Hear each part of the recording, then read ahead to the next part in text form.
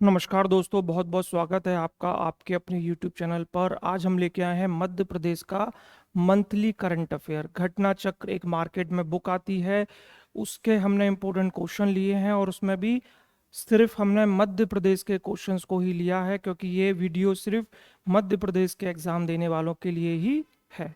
चलिए, हर महीने उस घटना चक्र में काफ़ी सारी घटनाएं दी रहती हैं, लेकिन उसमें से भी जो एग्ज़ाम ओरिएंटेड है वो 12 से 15 फैक्ट ही होते हैं जो पूछे जा सकते हैं। तो फालतू क्वेश्चन हमने नहीं लिए हैं, बिल्कुल ज़रूरी तथ्य हैं, उनको 10 से 15 मिनट में हमने इस वीडियो में लिया है और प्रयास किया है आपको वो चीज़ें बताई जाए। तो बिना समय बर्बाद किए हम आगे बढ़ते हैं।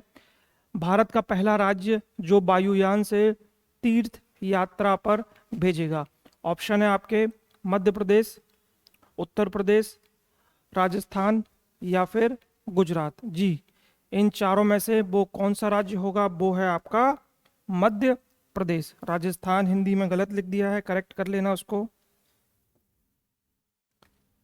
चलिए, थोड़ा सा इसमें हम और डिटेल में जान लेते हैं। मध्य प्रदेश तीर्थ योजना के अंतर्गत जो प्रदेश के वरिष्ठ नागरिक हैं, यानी कि जिनकी उम्र 60 साल से ज़्यादा है, उनको तीर्थ स्थान पर भेजेगा और ये देश का पहला राज्य बन गया है। सबसे पहले अभी 20 मई 2023 को एक जत्था निकाला गया और उसमें कुल कितने तीर्थयात्री थे? 32। कहाँ से कहाँ तक इन्होंने उड़ान भरी? भोपाल से प्रयागराज के लिए इन्होंने उड़ान भरी। चलिए, अगला इंपॉर्टेंट क्वेश्चन देखते हैं। मध्य प्रदेश के किस जिले में ट्रांसप्लांट फ्लूइड, एक फ्लूइड होता है, लिक्विड होता है, जो यूज़ किया जाता है जब भी हार्ट ट्रांसप्लांट होता है, वहाँ पर इसको यूज़ करते हैं, या कोई भी ऑर्गन डोनेशन है वहाँ पर भी इसका इस्तेमाल किया जाता है। तो ये अभी तक भारत के बाहर से यूके या फिर यूएस से इंपोर्ट किया जाता था, लेकिन अब इसको भारत में ही बनाया जाएगा। तो किस जिले में इसका निर्माण होगा? इंदौर, भोपाल, जबलपुर या ग्वालियर? तो इसका निर्माण होगा आपका इंदौर में। थोड़ा सा हम इसके बारे में और जानते हैं। अभी ये यूएस और यूके से आयात किया जाता था और बॉडी पार्ट जो ट्रांसफ़र किए जाते हैं, ट्रांसप्लांट किए जाते हैं, वहाँ पर इसका इस्तेमाल किया जाता था।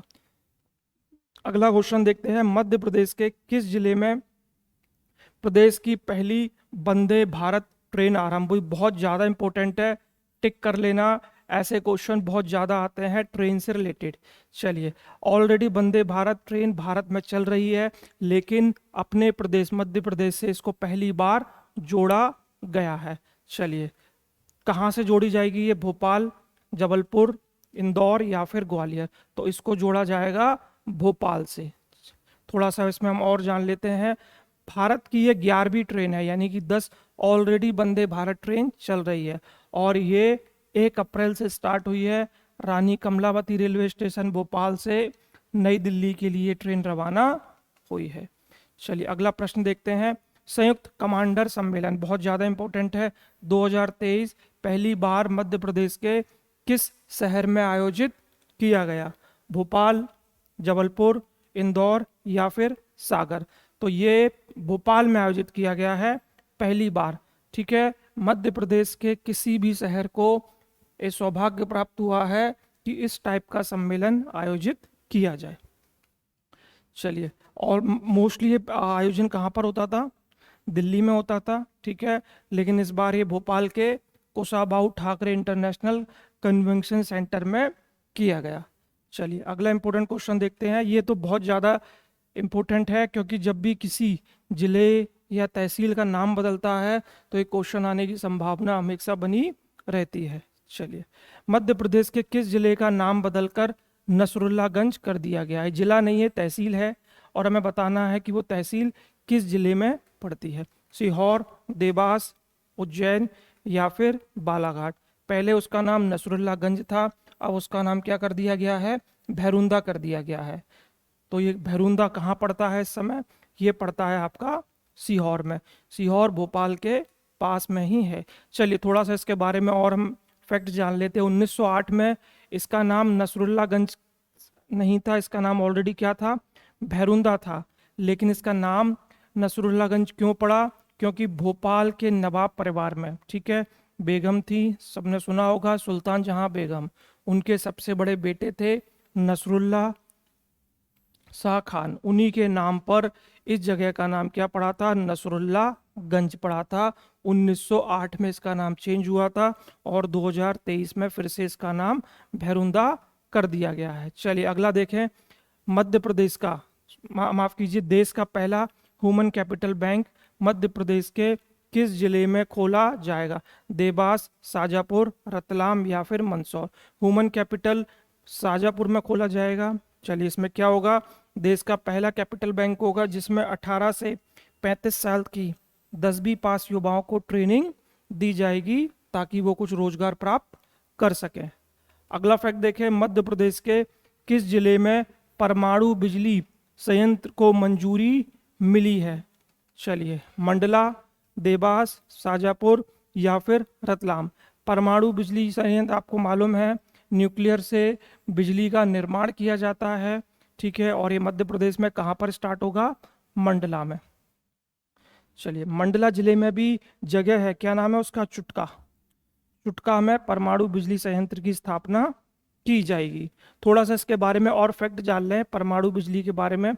तारापुर परमाणु ऊर्जा भारत का पहला परमाणु ऊर्जा संयंत्र था, ठीक है, और ये कहाँ पर था? महाराष्ट्र में एक जगह है बोईसर, वहां पर ये स्थित है। भारत के पास अब तक कितने हैं? 7 परमाणु संयंत्र में 22 परिचालन रिएक्टर है और कुल पूरे भारत में जो बिजली का निर्माण किया जाता है वो 6780 मेगावाट किया जाता है। बिजली आपको मालूम है थर्मल से भी बनती है और न्यूक्लियर पावर से भी बनती है और धीरे धीरे सोलर से भी बनने लगी है। एक क्वेश्चन जरूर देखें, मध्य प्रदेश का कौन सा जिला है जिसमें सोलर से बिजली स्टार्ट हो गई है? तो वो है आपका, माफ कीजिए जिला नहीं, एक तहसील ही है, सांची, ठीक है। सांची पूरे भारत में एक ऐसी जगह है जहां पर सोलर प्लांट से ही बिजली प्रोवाइड की जाती है। चलिए अगला वाला देखें, इंपॉर्टेंट क्वेश्चन है। मध्य प्रदेश के मुख्यमंत्री जीवन जननी योजना में आर्थिक सहायता राशि बढ़ाकर कितनी कर दी है मुख्यमंत्री ने? हिंदी में कुछ टाइपिंग रह गई है। जीवन जननी योजना, इसमें पहले एक आर्थिक राशि दी जाती थी, अब उसको बढ़ाकर कितना कर दिया गया है? चलिए 2000, 4000, 5000 या फिर 6000। तो इसका आंसर होगा 6000, यहाँ पर भी लिखा हुआ है, ठीक है। 6000 रुपये, सॉरी माफ, 4000 रुपये दिए जाएंगे। ये किसके लिए होते हैं? ये होते हैं गर्भवती महिलाओं के लिए, ताकि बच्चे और जो महिला है जच्चा बच्चा उनका पोषण किया जा सके, ठीक है। और इसके लिए मध्य प्रदेश सरकार 4000 रुपये की राशि प्रोवाइड करती है। चलिए अगला इंपॉर्टेंट क्वेश्चन देखते हैं, बहुत ही ज़्यादा इंपॉर्टेंट है। मध्य प्रदेश के सरबती गेहूं को जीआई टैग मिला है, तो यह मुख्य रूप से किस शहर में उगाया जाता है? तो पहले दो चीज़ें इसमें क्वेश्चन हमारे क्रिएट होते हैं। सबसे पहला कि सरबती गेहूं सबसे ज़्यादा किस क्षेत्र में होता है, दूसरा हाल ही में जीआई टैग किस खाद्य पदार्थ को दिया गया है। चलिए तो ये दिया गया है सरबती गेहूं को, और ये कहाँ होता है सबसे ज़्यादा? सीहोर, देवास, रतलाम या फिर झाबुआ। ये सबसे ज़्यादा उगता है सीहोर में। थोड़ा सा इसके बारे में और जानकारी ले लें। जीआई टैग, इसका पूरा मतलब होता है ज्योग्राफिकल इंडिकेशन, यानी कि भौगोलिक संकेत। ये भारत सरकार प्रोवाइड करती है, बहुत सारी चीज़ों को देती है, ज़्यादातर इसमें खाद्य सामग्री रहती हैं, और इसमें 10 वर्ष तक का एक कॉन्ट्रैक्ट होता है, यानी कि 10 वर्ष तक उस क्षेत्र की पहचान, उसका वो खाद्य सामग्री रहेगा। जैसे मुरैना की गजक है, ठीक है, और आपका ये सरबती गेहूं हो गया सीहोर, ऐसे बहुत सारे खाद्य प्रोडक्ट हैं। थोड़ा सा इसमें और देख लें। सीहोर के अलावा विदिशा में भी उगाई जाती है फसल, लेकिन सबसे जो अच्छी किस्म की है वो सीहोर में ही उगाई जाती है। मध्य प्रदेश सबसे अधिक उत्पादक और क्या है, इसका निर्यातक है, यानी कि सबसे ज़्यादा इसको एक्सपोर्ट करता है और सबसे ज़्यादा इसका प्रोडक्शन करता है। कुल 60% गेहूं मध्य प्रदेश का सीहोर में ही पैदा होता है, और इसके लिए सबसे ज़्यादा इंपॉर्टेंट मिट्टी कौन सी है? काली मिट्टी या फिर जलोढ़ मिट्टी। अगला देखें, सबसे ज़्यादा किसान क्रेडिट कार्ड बनाने वाला भारत का कौन सा प्रदेश बन गया है, यानी कि किस प्रदेश में सबसे ज़्यादा किसान क्रेडिट कार्ड प्रोवाइड किए गए हैं? तो ऑब्वियस सी बात है हम मध्य प्रदेश का करंट अफेयर पढ़ रहे हैं, तो इसमें ज़्यादातर चीज़ें किसके फेवर में जाएंगी? मध्य प्रदेश की। चलिए एक इंपॉर्टेंट क्वेश्चन और देख लें। असीरगढ़ का किला। चलिए, मध्य प्रदेश के किस जिले को प्रधानमंत्री उत्कृष्टता पुरस्कार से सम्मानित किया गया है? जब भी नेशनल लेवल या इंटरनेशनल लेवल पर प्रदेश को कोई अवार्ड दिए जाते हैं तो वो क्वेश्चन आपके लिए बहुत इंपॉर्टेंट हो जाता है कि पेपर में पूछा जाए। चलिए, किस जिले को दिया गया है? जबलपुर, खजुराहो, उज्जैन या फिर बुरहानपुर? ये दिया गया है आपका बुरहानपुर को प्रधानमंत्री उत्कृष्टता पुरस्कार। चलिए, वहां पर क्या है आपका? हाँ, असीरगढ़ का किला। ये भी कहाँ पर है आपका? बुरहानपुर में। अगला देखें, मध्य प्रदेश। ये काफी ज्यादा इंपॉर्टेंट है, स्टार लगा लेना।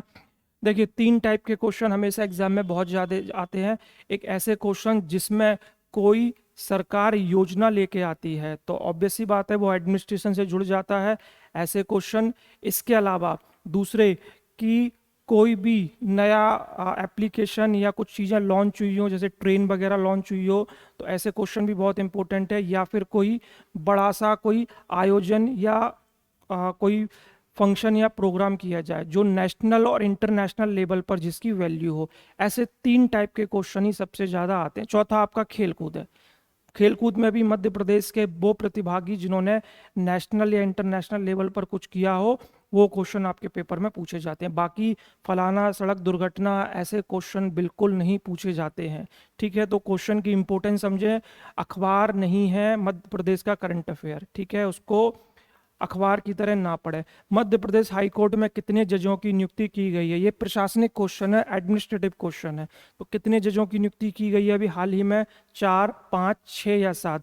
तो अब नए जज यानी कि 7 नए जजों को नियुक्त किया जाएगा। लेकिन इतना ही ना रुके, इसमें कुछ इंपॉर्टेंट जानकारी और ले लें। पहले अभी मध्य प्रदेश में टोटल 30 जज थे, 7 और जुड़ गए हैं, तो इस समय वर्किंग हमारे जज कितने हो गए हैं? 37, including chief justice of high court. चलिए, लेकिन मध्य प्रदेश में अभी भी पद खाली हैं। स्वीकृत पद कुल कितने हैं? 53 है। 52 + 1 यानी कि एक आपका चीफ जस्टिस होगा और 52 आपके अन्य न्यायाधीश होंगे। लेकिन पहले 30 थे और अब कितने हो गए हैं? टोटल मिलाकर 37 हो गए हैं। अभी भी कुछ पोस्टें खाली हैं, 16 पोस्टें खाली हैं। कुछ और इंपॉर्टेंट फैक्ट देख लें। 1 नवंबर 1956 से 12 दिसंबर 1958 तक ये कौन थे? मध्य प्रदेश के पहले chief justice of India. MPPSC में चीफ जस्टिस से रिलेटेड काफी सारे क्वेश्चन पूछे जाते हैं। कौन थे? एम हिदायतुल्ला। चलिए, वर्तमान में कौन है अभी आपके? वर्तमान में है आपके 14 अक्टूबर 2021 से अभी तक शायद कार्यरत हैं। एक बार फिर भी नेट पे चेक कर लेना। कौन है? रवि मलिमत। चलिए, शायद ये आखिरी क्वेश्चन होगा। यूनेस्को का क्षेत्रीय सम्मेलन मध्य प्रदेश के किस शहर में आयोजित किया गया? बहुत ज्यादा इंपॉर्टेंट क्वेश्चन है। यूनेस्को का इंदौर, भोपाल, खजुराहो या फिर उज्जैन? चलिए, ये कहाँ आयोजित किया गया? भोपाल में इसको आयोजित किया गया, यूनेस्को का क्षेत्रीय सम्मेलन। अब यूनेस्को का नाम आ ही गया है तो इसके बारे में 1-2 इंपॉर्टेंट फैक्ट और ले जाएं, क्योंकि इसकी बहुत ज़्यादा वैल्यू है हमारे देश में। यूनेस्को की टोटल साइटें भारत मध्य प्रदेश में कितनी है? भारत की छोड़ो, पहले मध्य प्रदेश की देख लें। अभी तक 2020 तक ये 3 बार बार पूछी जाती थी और ये 3 बहुत इंपॉर्टेंट थी, लेकिन 2020 में 2 और जुड़ गई हैं, ग्वालियर और ओरछा। उसके पहले कौन सी थी? खजुराहो थी 1986 में। तो 2 चीज़ें याद रखें। सबसे पहली यूनेस्को की मध्य प्रदेश में साइट कौन सी है? खजुराहो। उसके बाद में सांची के बौद्ध स्तूप हैं जो 1989 में इसको शामिल किया गया था, और भीमबेटका के रॉक शेल्टर 2003 में। 3 ये पहले थे, 2 अब और ऐड हो गए हैं। पुरानी किताबों में हो सकता है कि सिर्फ 3 ही दिए हों। ठीक है, चलिए, कुछ बचा है? हाँ, एक क्वेश्चन और बचा है। मध्य प्रदेश के किस जगह पर परशुराम लोक बनाया जाएगा? जैसे अभी उज्जैन में महाकाल लोक बनाया गया है, ऐसे ही परशुराम लोक का भी निर्माण किया जाएगा। तो इसमें हम देखें कहाँ पर होगा? जनपावा में। जनपावा कहाँ पर है? ये इंदौर के पास में ही है। यहाँ पर हमारे मुख्यमंत्री शिवराज सिंह चौहान जी ने घोषणा करते हुए कहा है कि भगवान परशुराम की जन्मस्थली जो जनपावा में है, यहाँ पर परशुराम लोक और परशुराम धाम का निर्माण किया जाएगा। इसके अलावा मध्य प्रदेश में ब्राह्मण कल्याण बोर्ड का भी गठन किया जाएगा। चलिए, कुल कितनी लागत आएगी इसकी? 10,32,00,000। चलिए, एक लास्ट शायद क्वेश्चन है। मध्य प्रदेश में वक्फ बोर्ड के नए अध्यक्ष, हाँ अध्यक्ष वगैरह ये सारे क्वेश्चन किससे रिलेटेड हैं? ये सारे क्वेश्चन प्रशासनिक हैं, यानी कि एडमिनिस्ट्रेटिव क्वेश्चन है। किसे नियुक्त किया गया है? डॉक्टर सनवर पटेल को। ठीक है, ये डॉक्टर सनवर पटेल हैं और वक्फ बोर्ड के नए अध्यक्ष होंगे। कहाँ से हैं ये? उज्जैन जिले से हैं। ठीक है, डॉक्टर हैं। डॉक्टर का मतलब जरूरी नहीं है डॉक्टर हो, डॉक्टर कई बार पीएचडी करने के बाद भी डॉक्टर की उपाधि दी जाती है। चलिए, ये बिल्कुल हमारे अहम इम्पोर्टेंट क्वेश्चन थे और हमने फालतू की इसमें एक्स्ट्रा या रामायण नहीं ली है। हमने मेन क्वेश्चन ही अपने लिए हैं, क्योंकि विद्यार्थियों का समय बड़ा कीमती होता है। 10 से 15 मिनट भी अगर आप देते हैं तो आपके मेन क्वेश्चन इसमें हो जाएंगे।